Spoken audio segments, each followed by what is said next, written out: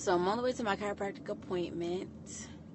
So that way I can continue healing my lateral pelvic tilt. And they said that I need to go 2 to 3 times a week. It's interesting because I was like, oh, I feel like I should be good. But no, like already today, the last time I got it done was Thursday. And it's Tuesday and I'm already feeling kind of that same feeling that I had before the adjustment. So it's just, the body just gets in the habit of sitting a certain way or being a certain way, and it just shifts back. So I'm excited about this.